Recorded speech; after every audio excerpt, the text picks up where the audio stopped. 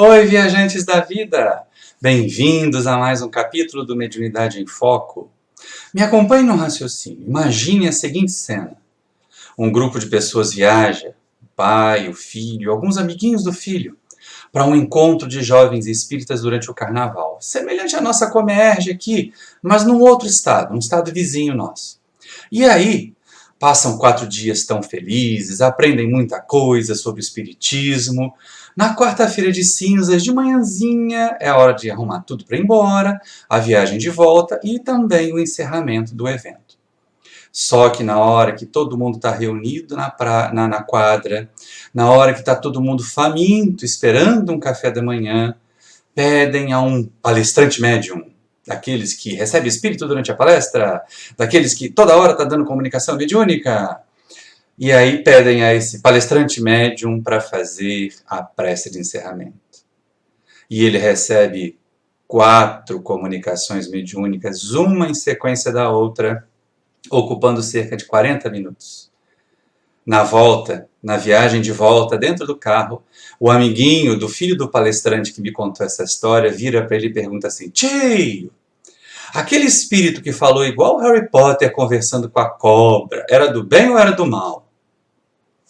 Deu para perceber que quando nós fazemos exibições de mediunidade, quando o fenômeno mediúnico é observado por pessoas que entendem pouco, esse fenômeno mais causa confusão do que causa convencimento? Pois é, muita gente acha que nós deveríamos produzir fenômenos mediúnicos para convencer as pessoas de que o espiritismo é uma realidade, de que a mediunidade é um fato real. Mas isso é um erro grave. É um erro grave que o próprio Allan Kardec já tenta corrigir em nós desde a época da codificação, ainda conosco, logo no livro que é o Espiritismo, aquele que saiu depois do Livro dos Espíritos em 1859. Ele recebe a visita de um personagem chamado Crítico, que é a representação de todas aquelas criaturas que acham que o seu conhecimento é superior ao dos outros e que se não compreendem, se não entendem o que os outros pensam ou acreditam, aquilo não deve ser real. E esse crítico se apresenta para Kardec dizendo que vai escrever um livro que vai arrasar com essa falácia de espiritismo. Mas, olha só que coisa interessante. Ele está ali disposto a ouvir de Kardec, a ser convencido por Kardec de que espiritismo é uma realidade. O codificador diz que não tem interesse em conversar com ele a esse respeito, já que ele está convicto de que é falso, que ele tem outras coisas para fazer. E aí o crítico vem com a seguinte colocação, olha só que aparece lá no livro que é o Espiritismo. Eu me curvaria diante da evidência, se disso tivesse provas incontestáveis. Por isso, desejo merecer-vos a permissão de assistir somente a 1 ou 2 experiências, para não ser indiscreto, a fim de convencer-me, caso seja possível. Ô criaturinha que se acha, não é? Ele pede para assistir 2 reuniões, ele diz que não acredita, mas se Kardec deixar ele assistir reunião mediúnica, ele pode se convencer com 1 ou 2 reuniões apenas. E aí a gente pensa o seguinte, esse cara não entende nada. Muitas pessoas que julgam entender o fenômeno não compreendem, porque o fenômeno só, um fenômeno só, não convence, não traz o esclarecimento. E aí Kardec responde para ele assim, olha, Allan Kardec falando, lamento, caro senhor, porém não tenho o dom de fazer milagres. Julgais que 1 ou 2 sessões bastariam para adquirir convicção? E essa é uma questão que a gente não pode perder de vista. Mediunidade é algo para ser estudado longamente. Mediunidade não pode ser feito de brincadeira. E Kardec prossegue, não é, gente? Olha só. Seria realmente um verdadeiro prodígio. Eu precisei de mais de 1 ano de trabalho para ficar convencido. O que prova que não cheguei a esse estado de convicção, né? Inconsideradamente. Agora vem a grande marretada de Kardec no Orgulho do Crítico. Além disso, não realizo sessões públicas. E parece-me que vos enganaste sobre o fim das nossas reuniões, visto não fazermos experiência com o fito de satisfazer a curiosidade de ninguém. Então o codificador não está interessado em satisfazer a curiosidade das pessoas.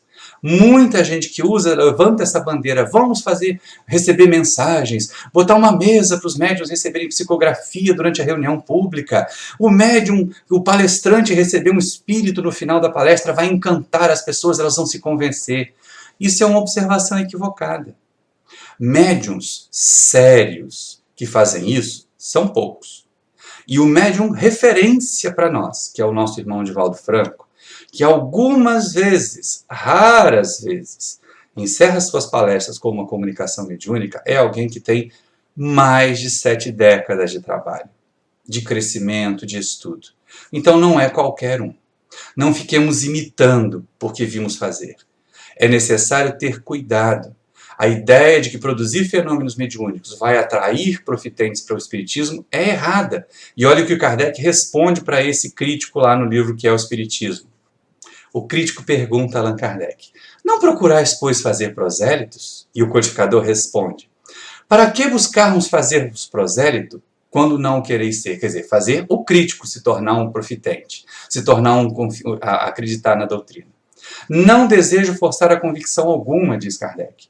Quando encontro pessoas que sinceramente desejam instruir-se e dão-me a honra de pedir esclarecimentos, folgo e cumpro um dever, respondendo-lhes nos limites dos meus conhecimentos. Olha o cuidado, olha o critério do codificador, né? Ele não está preocupado em atrair quem não está interessado, mas dá instruções adequadas no limite dos seus conhecimentos e da capacidade de quem quer aprender, quando essas pessoas sinceramente perguntam para ele. E aí aquela questão, o crítico não está interessado. Para que perder tempo com gente que não está interessada? Para que produzir fenômenos para atrair curiosos em vez de atrair interessados? Kardec termina dizendo o seguinte: atento que é grande o número dos que se mostram bem dispostos, para que possamos perder o nosso tempo com aqueles que não estão. E aí a gente vê como Kardec foi taxativo. Perder tempo tentando convencer quem não quer ser convencido. E é por isso que esses exibicionismo, o fenômeno mediúnico em si, exposto em reuniões públicas, ele é muito grave. Ele vai causar mais confusão do que esclarecimento.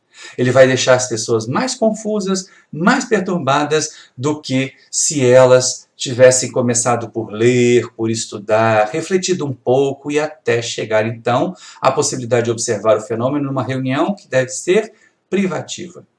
Allan Kardec fala lá, né? Não fazemos reuniões públicas. E aí os nossos amigos encarnados aqui, o Divaldo Franco e o Espírito Camilo, através da psicografia do nosso Raul Teixeira, também vão trazer esclarecimentos interessantes para nós. E aí eu peço a você, médium novato principalmente, se você acha que com a sua mediunidade você vai convencer as pessoas produzindo fenômenos em público, está lá na feira, de repente dá um chilique assim e diz que está vendo o espírito amigo de alguém, não faça isso. Se preserve. Preserve a doutrina também. Não exponha a doutrina ao vexame de uma comunicação equivocada, de um estado alterado de consciência que não é mediunidade propriamente dito. Seja cauteloso, seja prudente em seu próprio benefício. Não se exponha aos olhares curiosos, aos pensamentos desequilibrados de pessoas curiosas produzindo fenômenos. Quando perguntam ao Divaldo Franco, lá na questão 60 do livro Diretriz de Segurança, da seguinte forma, olha só: as reuniões mediúnicas devem ser públicas, por quê? E aí o amigo responde: o codificador recomenda pequenos grupos, graças à dificuldade que há nos grandes grupos de sintonia vibratória e harmonia de pensamentos. Esse é o primeiro motivo. Um grupo muito grande vai ser muito heterogêneo. Nós já até falamos disso em vídeos anteriores. Então, um pequeno grupo, ou seja, nada de fazer exibição de mediunidade em reunião pública com 50, 100 pessoas, para não comprometer a qualidade do trabalho mediúnico, pela dificuldade de sintonia e de harmonia. Mas tem mais, olha só. Uma reunião mediúnica de caráter público é um risco desnecessário, porque vêm pessoas portadoras de sentimentos os mais diversos, que irão perturbar invariavelmente a operação da mediunidade. Então, não tem como, né, gente? Aquele monte de gente que não sabe nada, cada um preocupado com as suas próprias dores. Muitos podem ser sinceros, mas eles não conhecem o fenômeno mediúnico. Então, realizar fenômenos mediúnicos próximo dessas pessoas vai causar confusão. E aí o médium ainda pode ser impactado pelos pensamentos de dúvida, pela frivolidade dessas pessoas, pelo antagonismo de alguma dessas pessoas. Então, é sempre muito temerário a exibição pública de mediunidade. Quando isso acontece, deve ser com médiuns experimentados e muito seguros. E mesmo a estes, isso não é recomendável em tempo integral. Não é recomendável que seja uma rotina da reunião a comunicação de um espírito logo depois da palestra ou em algum momento. Para quê? Até porque, se você observar as comunicações que acontecem enquanto são tão vazias de conteúdo, melhor ler um bom livro, melhor refletir sobre a palestra. Quando isso acontece em algumas casas, tem gente que sai mais impressionada com a mediunidade, com o fenômeno mediúnico, do que com todo o conteúdo de 1 hora de palestra. É contraproducente o fenômeno mediúnico público sem o devido cuidado, sem o devido critério. O mesmo diz para nós o Espírito Camilo, lá no livro Desafios da Mediunidade. Olha só que interessante. Na questão 70, a reunião mediúnica deve ser aberta ao público? Perguntaram para o Camilo. E ele responde através da psicografia do Raul Teixeira. Por questão de bom senso, não. O codificador Allan Kardec assevera que o número excessivo de participantes constitui um dos mais contrários fatores que impedem a homogeneidade de uma reunião, que requer, para que se tenha êxito, recolhimento e comunhão de pensamentos. E isso é que é o mais importante. Se você quer trabalhar a sua mediunidade, procure fazê-lo numa reunião privativa séria, em que o estudo seja a raiz, seja a base do trabalho daquela coletividade. Um pequeno grupo harmonizado, como nós veremos e vimos também em vídeos mais anteriores, como uma reunião mediúnica deve acontecer. Entendam, meus amigos que aqui observam, aqueles que pensam que a exibição da mediunidade faria boa propaganda do espiritismo, fará propaganda contrária, principalmente se houver erros, principalmente se as mensagens forem de pouco conteúdo. Os livros são melhores, têm mais qualidade, livros bons, clássicos da codificação, clássicos das obras subsidiárias sérias. Esses sim vão fazer com que o público se convença, com que as pessoas verdadeiramente interessadas, e não aquele crítico lá que foi procurar Kardec se achando e pedindo para assistir reunião mediúnica. O que ele queria era matar a curiosidade dele a respeito do fenômeno. Não façamos isso. Não façamos fenômenos mediúnicos para saciar a curiosidade de quem quer que seja. Não vai ser bom para eles, não vai ser bom para a causa do espiritismo e não vai ser bom para nós. Eu termino pedindo que você médium estude e que você, frequentador de centro espírita, não se impressione.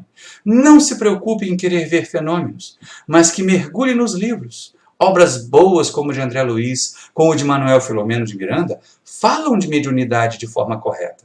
Vamos aprender lá.